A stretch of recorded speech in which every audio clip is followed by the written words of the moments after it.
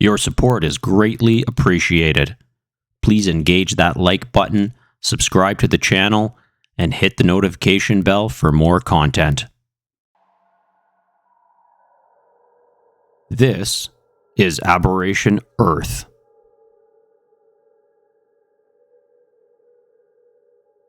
Chapter 4. Captain Jenker. The four Havenites hurried back to the small boat to haul it down into the water. They obviously didn't want to spend another moment longer on the blanched lands than was necessary, giving it their all to hurry along. Merrick walked down to help. When the captain signaled the other three to let go, they watched in awe as the giant lifted the small vessel overhead and placed it into the sea without breaking a sweat. Looking at him with growing curiosity and a healthy dose of apprehension, the three seamen waited out with their captain to climb aboard. A few moments later, and the young man named Puddles, the one whose name Ventrulis had heard Jenker call out earlier, had started up the engine, while another took hold of the controls. Steering away from the shoreline, they moved at a brisk pace, the motor growling loudly, heading in a northwesterly direction and out into the darkness of the night. Black waves splashed against the front end, and the large spaceman had to be directed to seat himself low to the ground, more towards the middle due to his size. His weight added an unexpected load that stressed the small watercraft. They went without saying a word. The only noises were those of the waves and the hard-working motor. The men kept quiet so they could listen as best they could for any signs of possible pursuit. But they slid across the dark waters with little excitement, except for that which crept at the corners of their souls, scratching at primordial fears. Merrick had little time to his own thoughts since the landing. After salvaging what he could from the wreckage and burying Antoinette under enough rock to keep predators away, it had been a relentless march between the various islands. He had placed her body in a vacuum-sealed bag, hoping that would be sufficient to keep her preserved until they could return to give her a proper burial, which of course was predicated on reuniting with the crew. Ventrulis loathed the task of bringing the tragic news to the others, when and if he ever found them, but it was his duty, and as a friend, he owed it to her and her husband Pelon, the captain of the Cazoose. A gentle poke on his shoulder brought him out of this pensive moment, and looking back, he noted Jenker was trying to get his attention, who was now pointing ahead to the front of the craft, directing his attention there. Out of the darkness arose a great shadow, the silhouette of a much larger object, one that the Havenite men confidently steered towards. The pillar-like structure dwarfed them as they neared. Wider at the bottom than the top, it seemed like the least seaworthy type of craft one could design to the Zaxvoyan's eyes, who looked back at his friend with a skeptical expression. "It's much bigger under the waves," Damad leaned in to say into his ear, giving him a playful wink just as their boat came to a hard and sudden stop. Two of the men rushed to the back and pulled up the engine to prevent the propeller blades from hitting whatever it was they had landed upon. Jenker wasn't kidding. The big pillar was just a feature of the ship, not the actual craft itself, and now that they were beached upon the top of it, he had a better look at the possible length of the whole thing, as more of it now emerged from the sea.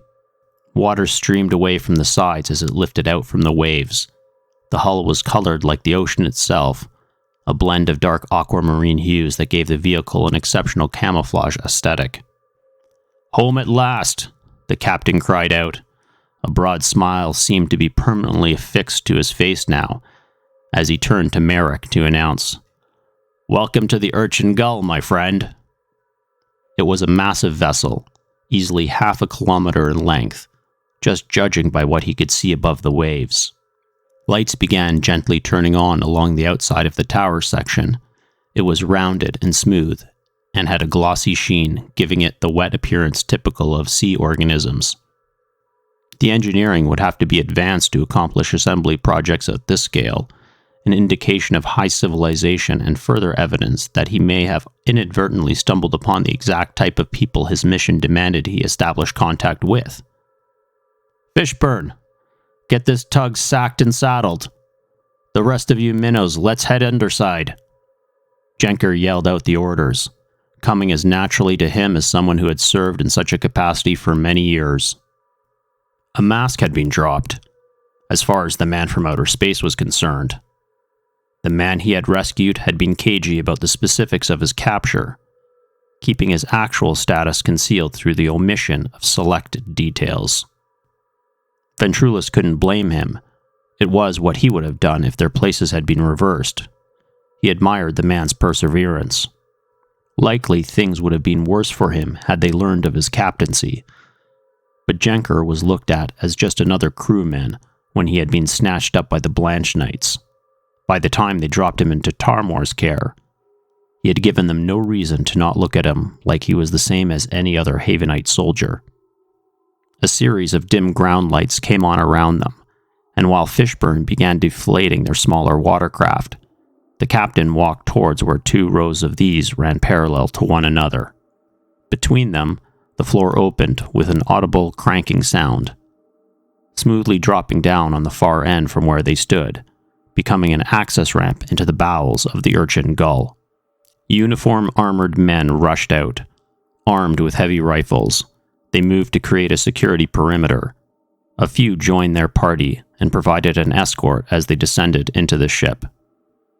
The interior did not match what he had seen of the outside, which had been remarkably organic in its appearance. This was more conventional, with flat riveted pipes lining iron walls and ceilings. Crewmen standing at attention saluted Jenker at every open porthole they passed. His popularity was undeniable. He was a highly respected leader among his people. "Captain Demad, welcome aboard, sir." An older man spoke out ahead. He was tall, thin, and clean-shaven. Standing at least 30 centimeters shorter than the spaceman, he was an exceptional height. The captain returned the salute. It was the first time Merrick had seen him do this, meaning this had to be a person of some importance.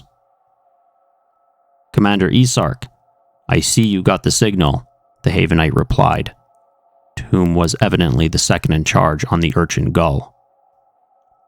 "We did. Sorry for the wait, sir, but we were pretty far out when we picked it up," the man said apologetically, tensing suddenly as he spotted the huge stranger walking behind his superior. "It's all right, Thom. This is Merrick. He was kind enough to save my useless skin sack from those pale blisters back there. You're all to offer him the appropriate courtesies, understood? Listen, I need to hit my cabin first. We can debrief on the hour, I promise. I'm leaving you in charge until then. Just get us as far out from that cursed place as you can. There's been enough excitement lately," Jenker stated, assuring him as they walked. Commander Thom Isark gave Ventrulus a long, discerning look, then, deciding to trust the word of his captain, released his gaze and answered in the affirmative. "Understood, sir." Many minutes later, and with many corridors behind them, the escort began splitting off as the various men went their separate ways, each to their own quarters or assigned shift stations. Chef and Puddles were the last to leave them, along with the commander, the 3 heading to the bridge, turning off from their path which ended a few moments later. Jenker stopped at a closed hatch. Grabbing the wheel attached to it, he gave it a good spin and pulled it open. The heavy door swung easily, being perfectly balanced on well-lubricated hinges. He motioned for Merrick to go in, and the big man obliged, leaning down to step through without hitting his head. A practice he'd have to perfect if he was going to be around these people for any amount of time. Demad closed the porthole after following, waving him towards one of a pair of long couches to their right, together taking up most of the length of that side of the room.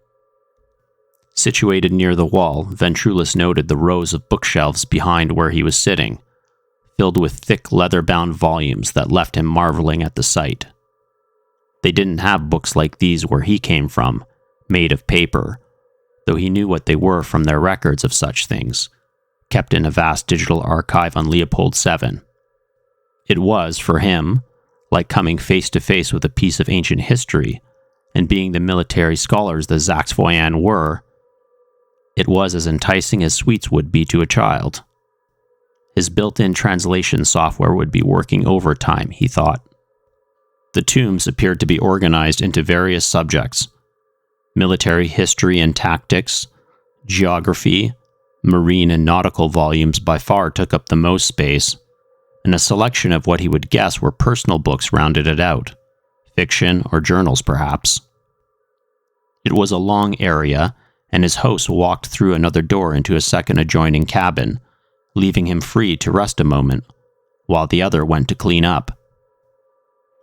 There was a large wooden table in the middle of the cabin, with all manner of maps and rolled-up papers strewn across it. Decorative pins were used to hold unrolled parchment down. These were mostly undersea maps from what the spaceman could gather. He could hear the Havenite whistling from the other room.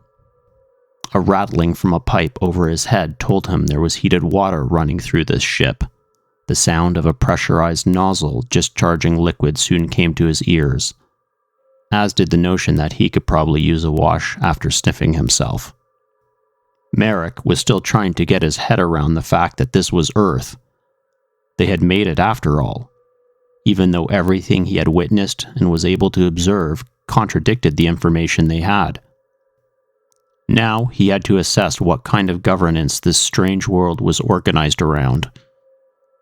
They knew it would be radically changed in the thousands of years since the colony missions had departed the planet. But many of his assumptions at this point had to be shelved. Whatever state the current hierarchy of humanity had reordered itself into, Ventrulis felt like he was on the right path now that he'd connected with these Havenites, or at least this one. He had plenty of questions for the captain and waited with keen interest for him as he continued eyeing the shelves, noting a volume that had a title embossed along the spine, reading, "Forgotten Catastrophes and the Dark Age of Man." Getting up to pull it from the shelf, the enormous spaceman carefully slid it out with two-fingered grip, before quickly sitting back down to flip through it. The processor within his microchip was able to decipher the text. The printing inside the book was handwritten, and yet meticulously done. It was like looking at a work of priceless art in his mind. With a thought, the Zaxvoyan activated his optical recording, capturing the pages in digital storage for later analysis. This would allow him to return to review the book at his leisure at any later time. The information permanently stored inside his head, the ultimate private memory cache. He leafed through rapidly, not needing to stay on any page for more than a fraction of a second, just long enough to capture an image of the writing within. A translation of an early page caught his interest. It read, in part, "And the dawn of humanity's industrial age was punctuated by two great wars. Together with the collateral global outfall of these events, cost our civilization hundreds of millions of lives, but this was nothing compared to what was to come later. Historians have already pieced the Third World War together. From communal anecdotal stories passed down along the generations among the simple ones, to recovered archaeological records and artifacts that have been inherited across various family lineages, creating a rudimentary picture for us of that bleak and terrible time." Ventrulis was stunned. He knew exactly what the opening part of this passage was referencing. It was World War I and World War II, an integral part of mankind's historical societal development. It was a piece of the colonists' carefully preserved past, almost as distant as it had been from the time the missions were sent out to the stars, in the many directions humanity had decided to spread. They retained those events in their digital libraries, inheriting them from the original settlers, preserved and shared with every generation up to the present. He had never heard of a Third World War. That was not part of their history and never had been. If there had been such a tumultuous conflict, it had unfolded after the colony ships had departed the planet. It might explain why contact had been lost all those many millennia ago, he realized. but he would need to know more. The Federal Global Sodality was the world governing body of their forefathers' time. It had sprung out of a less stable era, when the global coalition of nations struggled to organize a planetary authority. It was embroiled in a long contest for said power against other movements, the primary being the Free People's Party, the same whose emblem he had uncovered in those ruins a few days past. For Merrick, he had just stumbled upon some critical information. Not only did it directly tie this world to his past, but it also hinted at answers to some long unanswered questions. The spaceman stopped there. He could hear his host had already finished washing up and was getting changed. He spent his remaining minutes flipping through the pages as fast as he could. He had just closed the book and was placing it back on the shelf when Jenker returned to the cabin to rejoin him, freshly cleaned and sporting a new outfit. Gone were the ragged clothes and broken pieces of armor. Instead, he was dressed in a neat uniform that was more fitting to the rank he held here. A dark navy silk coat with a tight high collar, accentuated by 7 fine silver bars sewn into it, all in a row along the right side. He wore straight-legged matching pants. A dark purple reflective stripe ran the length on the outsides, and his feet were comfortably buckled into a pair of well-polished black boots. These looked to be far more utilitarian in function than formal in nature, with very thick and sturdy soles. Damad retained his short dark beard, though it shone from the recent cleaning, and his hair was neatly tended, at least from what could be seen from under the short-brimmed cap he wore. The captain's emblem stood out in the middle of his hat, a silver stylized 8-tentacled octopus with the head of a man. This was the symbol for the Havenite nation. On the rolled cuffs at the end of his sleeves, Jenker wore loose-fitting copper-colored bracelets. In truth, they were not decorative jewelry, but working communications bands, allowing him to send and receive missives to his crew. Merrick wasn't entirely certain, but he believed the man's clothing had some type of armor weaving stitched into it. A single pistol was noted at the waist. The leather holster it rested in had the weathered appearance of an item that had seen much use over the years. The disheveled man he had rescued was no more. In his place stood one who was used to issuing orders and having them followed. He held a station Ventrulus could relate to. Captain Damad waved at him to remain sitting, stopping him as he moved to stand, dismissing the formality for the otherworldly guest that had saved his life.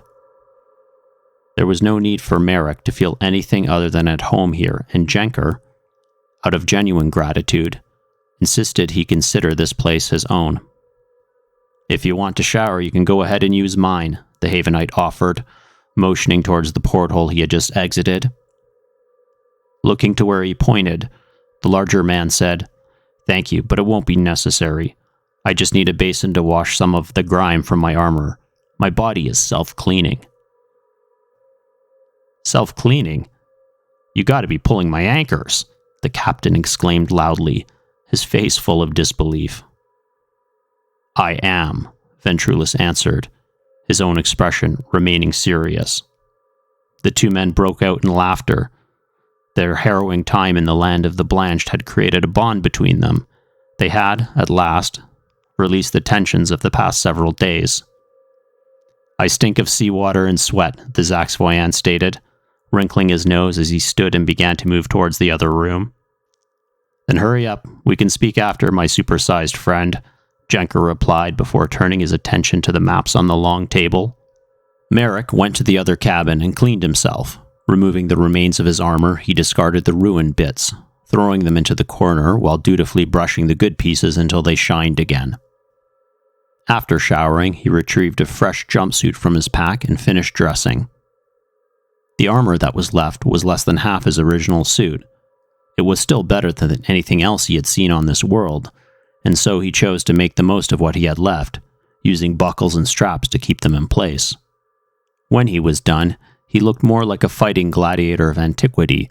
Only half of him was covered, the other half exposed. It made him lighter on his feet, and he enjoyed the feeling, but he was far more vulnerable.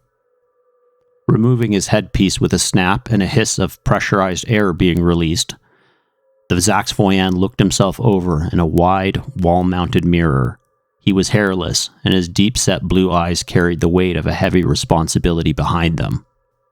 With a sigh, he finished up, after running some warm water over his head and drying it off with a towel that hung nearby. He checked his sidearm and cleaned it of debris. Holstering his weapon against his hip and throwing his helm under one arm, the spaceman rejoined his host in the main cabin, at which point he felt the urchin gull lurch into motion. They were descending beneath the waves again, and proceeding with only a low rumble and a gentle lilt as they moved into the depths. The huge submersible afforded a comfort Merrick had not felt since they had all been forced from the caboose, before it was blown out of orbit. The captain was sitting on a stool he had pulled out from under the table. Several more were tucked beneath, but Ventrulis moved his bulk over to the couches, as it was likely that the smaller furniture would not support his weight. "You really are from another world. It's almost unbelievable." "How is that even possible, Starlugger? Can you explain it?" Jenker asked, looking at him with all the earnestness of a friend seeking honest answers. "I can," the Zaxvoyan replied, deciding the time to share was now. "As I said before, I came from a planet called Leopold 7, but I didn't come alone. My team and I, the Zaxvoyan. You could think of us as military scholars and explorers. We traveled through space on a long-range expedition vessel called the caboose, crossing great distances between the stars to get here. We were specially trained and heavily modified to make this journey. Our mission is, to re-establish diplomatic relations with the people of Earth. With you." "Bloody Kraken's crap. Sorry, go on, mate. It's a lot to swallow." The Havenite spat out the words. Standing and moving to a cabinet behind the smaller desk, the captain retrieved a bottle and a pair of cups and proceeded to pour the contents into them, offering his guest one while taking a big drink from the other. Merrick gave it a taste and found himself enjoying the spice-filled flavors of the fermented beverage more than he would have expected. His body was immune to the effects of the alcohol, breaking it down with specialized enzymes that converted it into a more practical fuel. He hadn't indulged in spirits since before joining the program. That was decades ago. Under the circumstances, he felt it was a luxury he might as well enjoy. There was no telling what the coming days might bring. "My home is 1,000 light-years away, but with our advances in propulsion and perfecting a vacuum drying process, to simplify it, essentially we are frozen in sleep and revive later without suffering the effects of aging. We made it here in less than 20 years. Ventrulis purposely omitted details on the engines that made it possible. The subwake sling technology wasn't a concept he thought would advance the conversation in any meaningful way. "It sounds mad. If I hadn't seen you in action for myself, I'd say you were adrift without a paddle. But I did, so I know you're capable of extraordinary things. You claim you're from this other world, yet your descendants come from here. How did this happen?" Jenker inquired. The spaceman could see his intense interest. He hadn't broken his gaze since the conversation began. "You must understand, the Earth of our forefathers, it was a different planet than what you have now. Not just the people, but the world itself, the shape of the land. We have comprehensive historical records dating back thousands of years. I have memorized them, and nothing I have seen here since I arrived matches anything we have in our files," the Zaxvoyan explained. "So that's why you asked me if this was Earth," the captain remarked, suddenly understanding that earlier exchange. "Yes, that's right. I had been trying to figure that out since I made planetfall. Now I know thanks to you. Though I'm still left with so many questions." Merrick responded in the affirmative. "Aye, I have no doubt you do. Why don't you finish first and I'll be happy to answer what I can once you're done," Damad suggested. "All right," Ventrulis acknowledged, as his eyes went over the largest map on the table. Hunching closer with hands down to support himself, he leaned in for a closer look. Little to his newfound friend's knowledge, he was making a record for later study. He had questions about the geography and why there were so few large land masses. That could wait for later, though. The giant spaceman gathered his thoughts before continuing, speaking slowly as he relayed his own people's history. Our colony was established by settlers from Earth. It was the second of 6 missions sent out into the stars, and planned over a 300-year period, started at the end of what they called the 29th century by the World Federal Authority. That was the global government at the time. After a period of strife, mankind had a driving desire for expansion beyond this world and set itself and all its resources towards that task. My planet, Leopold 7, it is 1,000 light years from here. The entire Leopold system was named after the original colony leader, Dr. Francis Leopold. He died during that 98-year journey, but it was because of his work that we found that system and were able to successfully settle it. By the time my descendants had established a semblance of life for themselves on our new world, all contact with Earth had been lost. That was only 3 years after they arrived. All of that happened more than 9,000 years before I was born. The Havenite was on his stool, staring wide-eyed. His mouth hung open at what he had just heard. A moment later, he snapped back to himself and, taking a big drink from his cup, sat up straighter, replying after taking a long breath. "I'm not familiar with this 20-something century business you describe, or the existence of such a government as that, but 9,000 years? It doesn't even seem possible. Sounds like a fantasy to my ears, but I know it's not. I just have a hard time imagining such a world as one that can send men out into the stars, to live on other worlds so far away." "Then maybe we both have something we can relate to, because I could not imagine a world with these nightmare-blanched creatures, magical fairies, fire-breathing lizards, and who knows what else until now," the Zaxfoyan offered in return, hoping to assure his new friend that he wasn't the only one who was questioning what he believed. Merrick pressed on, enjoying telling his story somewhat more than he expected, while the captain quietly pondered the words he was hearing. "Thankfully, my people keep meticulous records, and we were able to preserve all this knowledge throughout the millennia since. We inherited the technology of where we had come from, and with it, we were able to carry on, and even thrive eventually. But it wasn't easy, and many died. Strict protocols were adopted to ensure our continuing survival.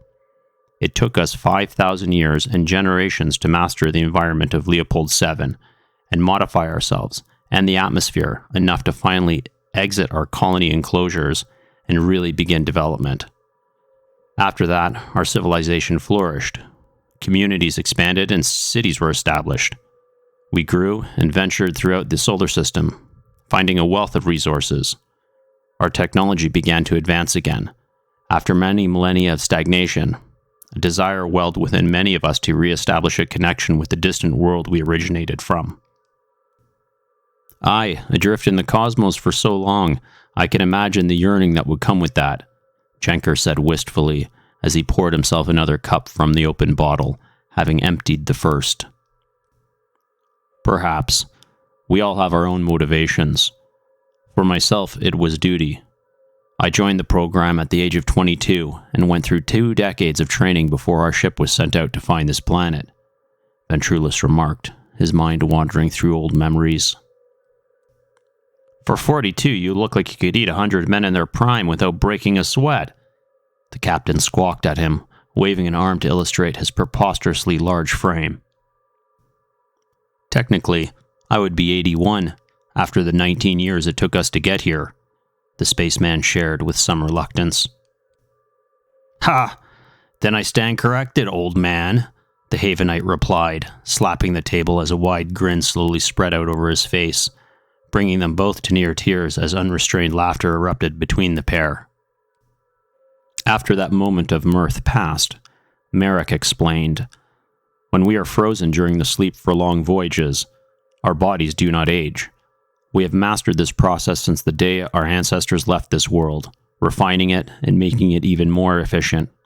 It has allowed some of my people to extend their lives for centuries. That's a handy trick. Can't say we have anything like that, Damad responded, raising his brow in wonder and tipping his cup for another sip. Don't be so quick to dismiss what you have here. Remember, our technology came from Earth. I've scanned one of your books. It alludes to the terrible times our species has gone through. Periods forgotten, Ventrulus remarked, pointing over his shoulder at the shelves behind him. Forgotten catastrophes? The captain said with curiosity, removing his hat and placing it on the table so that he could itch his head. But that's just a book of folk tales, myths, stories to pass the time. They aren't real.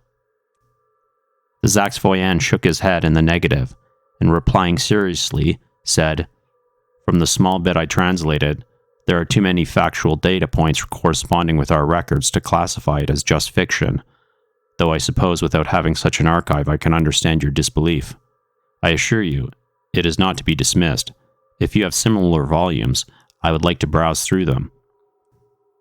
Taking a long drink that drained his second cup, the Havenite answered with a touch of uncertainty within his words. Of course, you saved my life. Again, this is a lot, even for an old sea skipper like me to swallow. Even with all that I've seen now. I understand. The spaceman knew where he was coming from. His own journey had been just as unbelievable. Deciding it best to discuss other things, he asked, So now you know where I come from and how I came to be here. Can you tell me about your people, about this world? Are you Havenites the governing authority on Earth? Governing authority? We're our own authority. We control the waters from the ice coast all the way in the north to the Great Valence in the far south. To the west we dominate beyond the edge of the Blanched Lands, and to the east we hold sway up until the endless deep. Jenker stood and motioned across the map between them, indicating each place with the cup in his hand. Merrick noted the locations as he spoke. He didn't understand all these references, but he was happy to put names to the different geographical locations and add more details into his own internal map. He was content with absorbing as much information as his host would offer, and so he prodded him to continue. How much of the world does that cover? What scale am I looking at here? Oh, about 4,000 nautical miles east to west and nearly as much from north to south, I'd say, the captain answered. Ventrulus considered this as he scanned the map. According to his own records, this was a sizable area, though most of it was open waters with little land. Do you have cities? The spaceman wondered, looking at the few islands that were marked here. In a manner of speaking, my home is at Havenlock Harbor, when not at sea. I was thinking we might go there. In the meantime, we could use a powerhouse like you around the ship. You're welcome to come along with us, Damad responded, extending the invitation as he refilled their cups. There came upon them a sudden and terrible noise within the ship. Their stomachs dropped as an unknown power violently shook the urchin gull, forcing both men to hold on to the bolted-down table to keep from being tossed about. The regular illumination dimmed immediately. Strobing red and white emergency lighting filled the cabin, projecting from bulbs that had been secreted behind recessed panels that slid open without warning. Merrick looked with confusion towards the Havenite across from him, whose face had now twisted into a grimace of naked irritation, plainly more angry than afraid. It's an emergency ascent. Something must have happened, Jenker yelled out, as the pressure continued to build with every passing second. The urchin gull was moving through the water faster than one would imagine possible. The roar caused by the displacement inside the ship was deafening, yet the crew responded to the crisis with seasoned discipline, as if they had gone through this 1,000 times. What's the emergency? Ventrulus shouted back to his host. Not sure, but it's probably blasted old father on the move, the Havenite replied loudly. Then the man from outer space remembered the underwater mountain ranges, one of which had launched him far over the waves with barely a touch, a colossal aquatic geological oddity he had thought at the time. Are you talking about those moving ocean mountains? The Zaxvoyan shouted. Ha! Those aren't mountains, my friend. It is he who holds the world. They are the loving arms of old Father Kraken, whom we both adore and despise, pray to and curse at," the captain roared in response. Not so far away, to the east of where the Urchin Gull was situated, further in upon the horrible Blanchlands they had recently departed, the shimmering city strobed with unnatural luminance that flashed across the countryside. Brilliant, blinding beams of light stabbed over the landscape, dagger-like fingers of radiance flickering outwards, emanating from that dreadful place. The unnatural coloration of this region caused the light shining forth from that metropolis to behave in ways it otherwise would not have, casting twinkling reflections within places that shouldn't be possible. Along roadways, walkways, and paths, the fall of armored boots rang out. This march was a fearful procession, accompanied by the pitiful wailing and cries of the deformed residents here. Sycophants and worshippers of the dreaded worm stood at doorways, leaned out of windows, and gathered along street corners, watching the columns of blanched knights moving past them towards the city's epicenter. The Weeper's warriors were gathering along promenades and courtyards in a well-ordered fashion. The world shifted around them as they went. Their very presence distorted the environment, and color seemed to run away from them like flowing water, leaving a twisted trail in their wake. They came at the call of their great pale god of sorrow, its thoughts invading their waking dreams, compelling them to heed its desire. Hundreds appeared, which soon became thousands, and then tens of thousands not long after that, greeted by the waiting priests who stood outside the holy building that was their destination. A nightmarish cry rumbled forth from that mysterious edifice, shaking the stonework and bringing down a cascade of loose dust from its walls that drifted like mist across the grounds, outwards from whence it came. In the bowels of the first temple, something gigantic and terrible stirred. Far within those depths it was waking, their god of endless lamentations, the weeping worm. The building had been erected around the creature long ago, covering the resting place it had been found in by the earliest devotees, who had been the first transformed by the baptism of its blessed tears. A sunken pit was where it slept, a place that had been blasted down into earth and rock, which formed up and around it and spread out like a huge cup that it sat in. Along the upper lip, a walkway had been built, accessed by a long staircase that came from the temple above, allowing the priests to attend and commune with it during its dreaming, or where occasionally some came or were brought to hold audience with the thing. Ringed by those devotees of the holy Pekasi, who called themselves the priests of Dalar, as they were closest to their god and were mirrors of its spiritual nature. Its massive grotesque form sat in the humongous rock-hewn chamber, nearly touching the walls on every side, which was filled with a rancid water that reeked of death and despondence. An aqueduct system drained these liquids away, leading to a pumping network that brought a steady stream into the floors high above its den.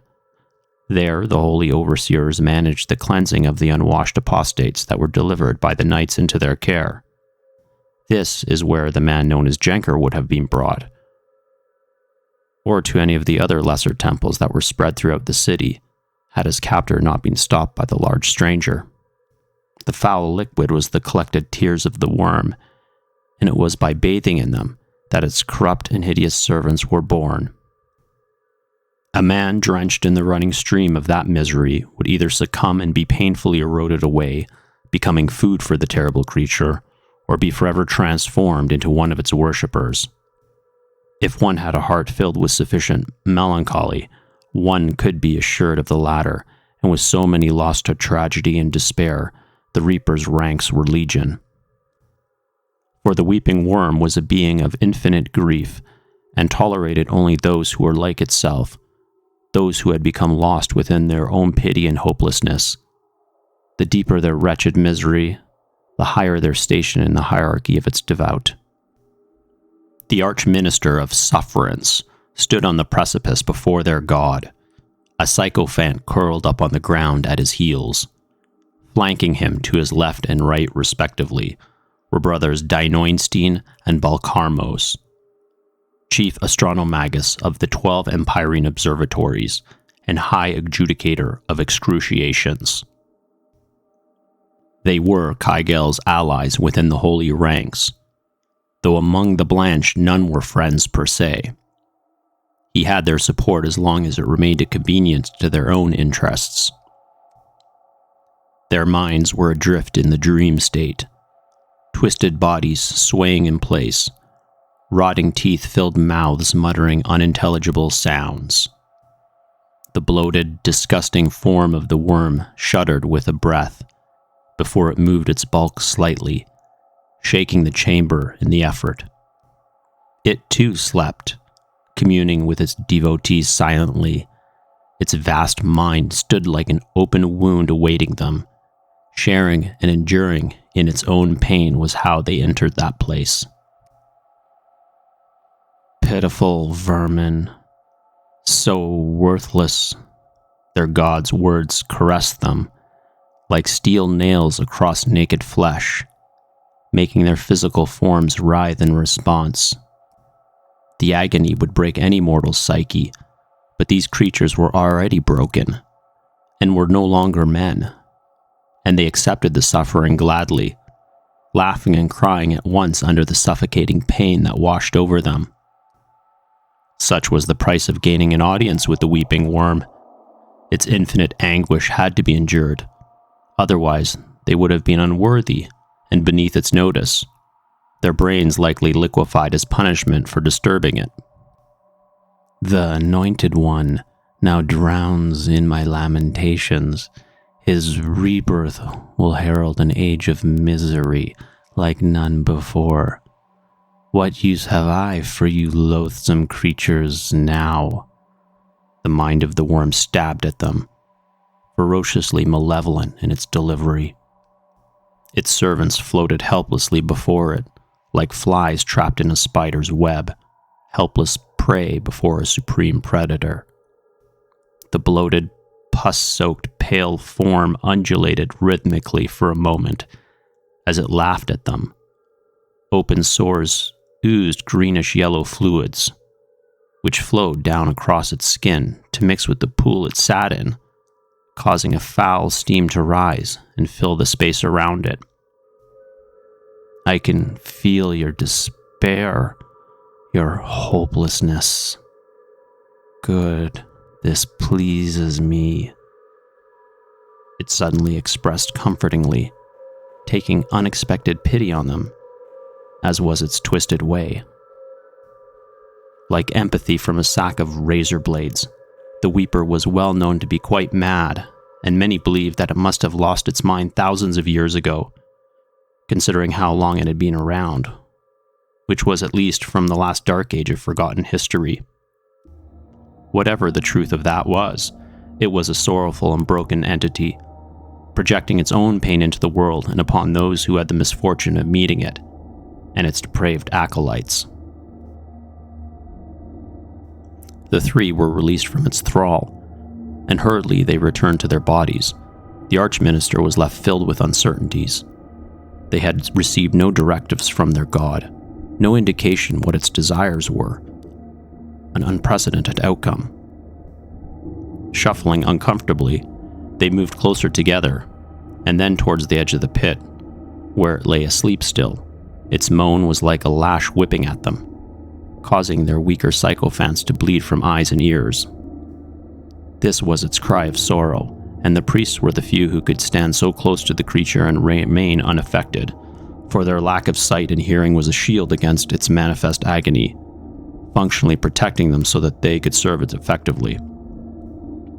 A long, sinuous appendage stirred in the frothing morass of the watery slop around it, churning as it slid around slowly, seeking something hidden down below. The maggot-like monstrosity was an abominable terror to those with any sense of morality and sanity. An unnatural beast born from nightmares, it relished in its own misery and was content to share it with those who dared keep its company. Kygel felt the change in the air around them, as did his priestly brethren, tensing at the emergence of another presence that was fast approaching. It came up from beneath, riding upon the putrid god's massive flat appendage, the waters pouring off the sides of it as it rose to deliver its gift to the priests. Sliding off, it unceremoniously dropped behind them, a lump of gelatinous excrements that had clotted together in the worm's foul pool. The sycophants accompanying the holy ones frantically tapped on the back of their master's hands, communicating the events they could not hear or see themselves. For a brief moment, a split opened along the vile god's globulous body, revealing a red-rimmed, vein-filled eye that looked at them with an intensity that made them wilt as its mind slid between conscious and unconscious states, and they knew then what it desired. The fleshy package the worm had produced moved as something within stretched through the tissues, standing and rising from a fetal position. The slime that had been coating it fell away in messy clumps, revealing a giant that was taller than any of them. Unrecognizable to the servile translators of the priests, the Archminister of Sufferance understood who they were facing, for it was he who had delivered the night here himself at their master's command. This was Tarmor the Failure, whom, for reasons only the worm understood, had been chosen to be his anointed one. Drowned in its tears, he was reborn anew once more. This after his defeat along the shores of the far western peninsula. His helm was gone, melted away, leaving exposed a beautiful face as pale as the northern ice fields. Drained of all color, it was the brightest white imaginable. Long flowing hair with the same coloration of his skin framed hard chisel features, high cheekbones, straight nose, and a prominent chin set in perfect symmetry. The shifting white and black armor of the knights covered him, though now it was much more ornate, as if someone had handcrafted its delicate contours. Though he was anything but fragile now, barely constrained power pulsed beneath his breast, and slow rivulets of deep red blood trickled in thin streams from out between metal joints, painting branching veins across the surface. Tarmor's eyes were filled with swirling colors, as if they had sucked into them all of those hues that would have otherwise been reflected. It wasn't a pleasant rainbow either, more of a perverse miasma that swirled together, forming an infinite void of darkness, a reflection of his god's blackened soul. Now high enough to look down upon the priests, Sir Tarmor was nearly as tall as the man from space, and easily as broad at the shoulders. His voice, malignant and burdened with unimaginable sorrows, rumbled out, and it was as if the worm itself was speaking through him. "Tell me, brother Kygel, are the holy warriors in attendance?"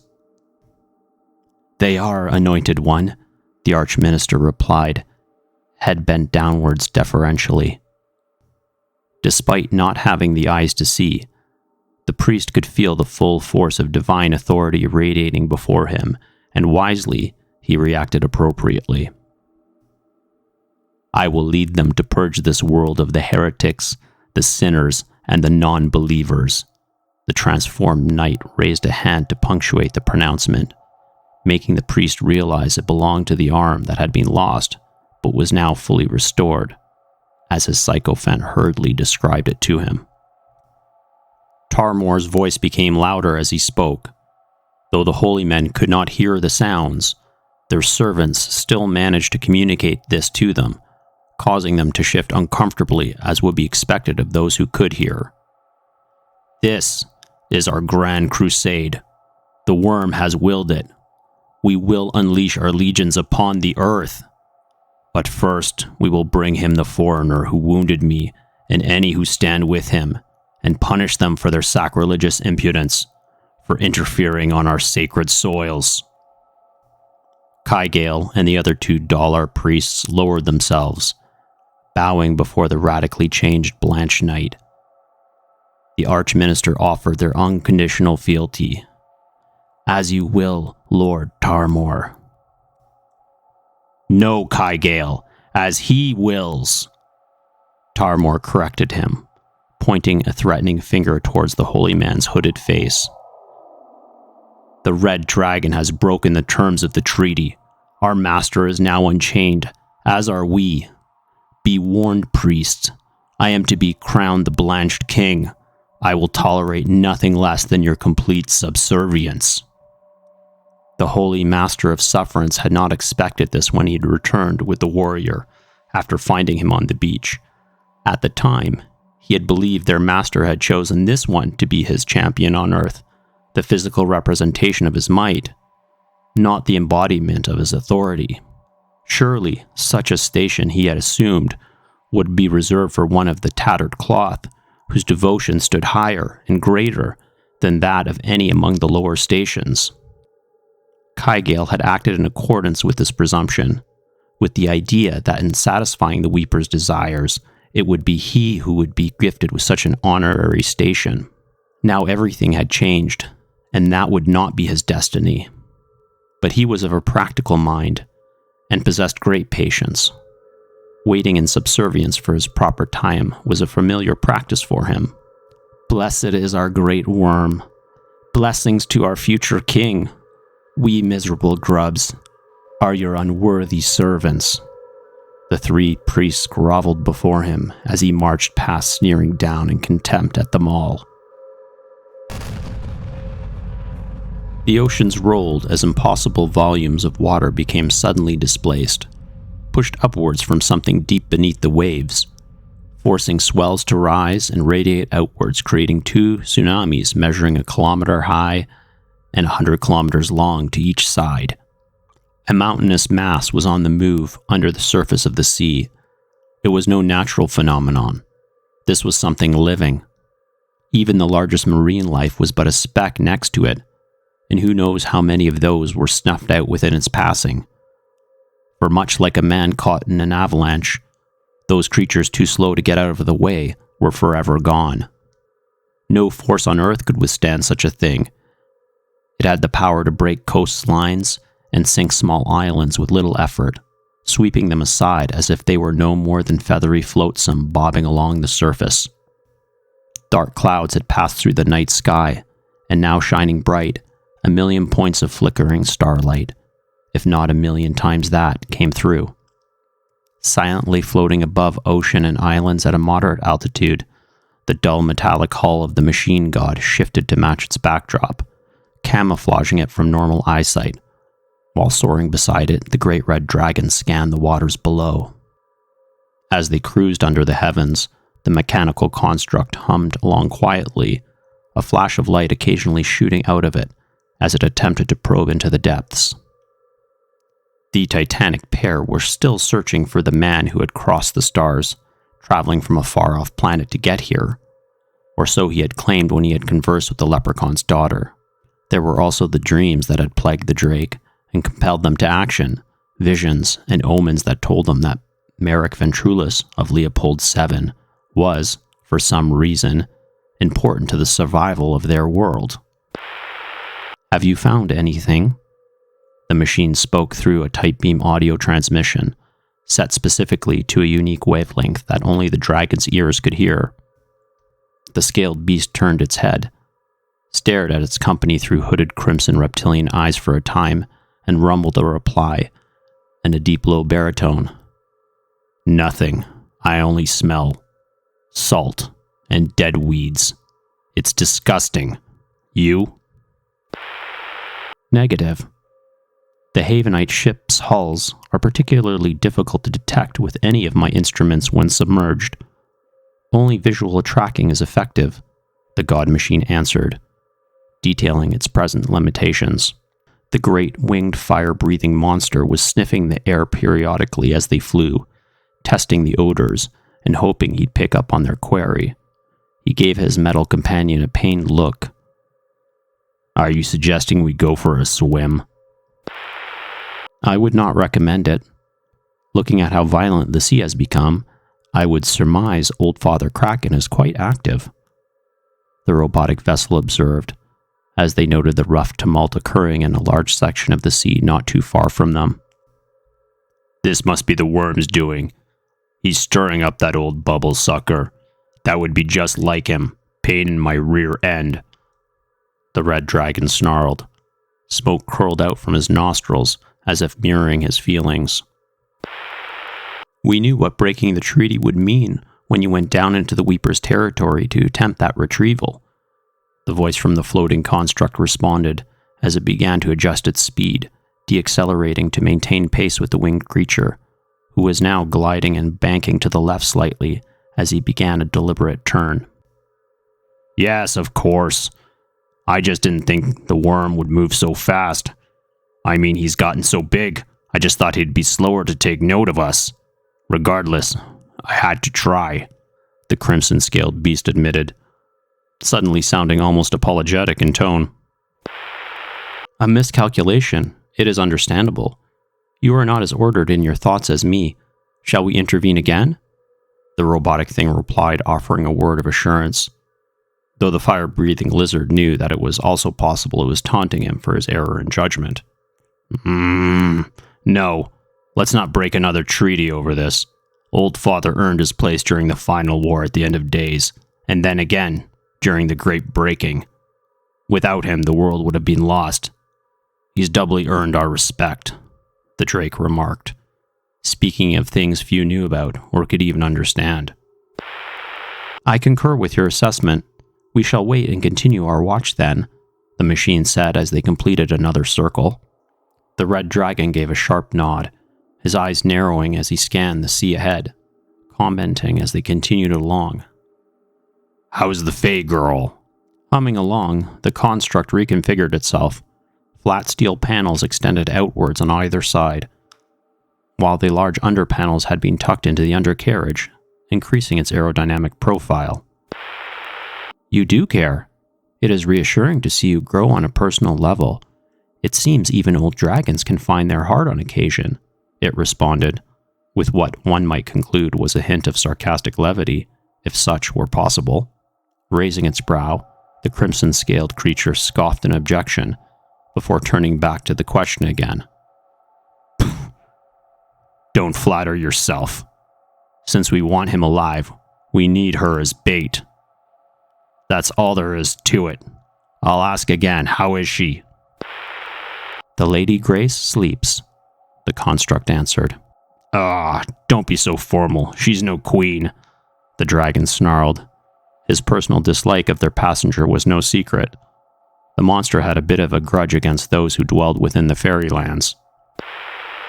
Likely she is not, my friend. But is that any excuse for bad manners?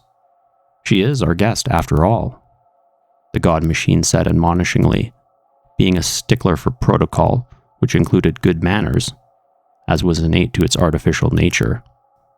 The large monster flapped its wings as it turned its head away, rolling its eyes incredulously, out of sight of its companion. Do as you will, RX. You always will.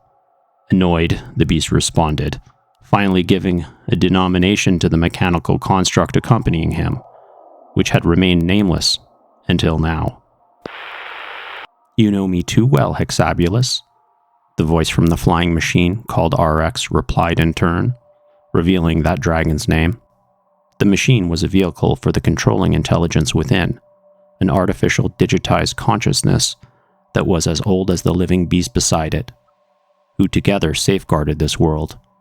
Despite their fearsome appearances, they were in truth the guardian shepherds of Earth. They were ancient titans from a forgotten age. It was a period when humanity had nearly gone extinct, after having achieved a peak in their societal advancements. Their brush with ultimate destruction had been partially the result of their own hubris. Mankind's arrogance had reached a pinnacle in a simultaneous fashion, which almost cost them not just the Earth, but also threatened reality.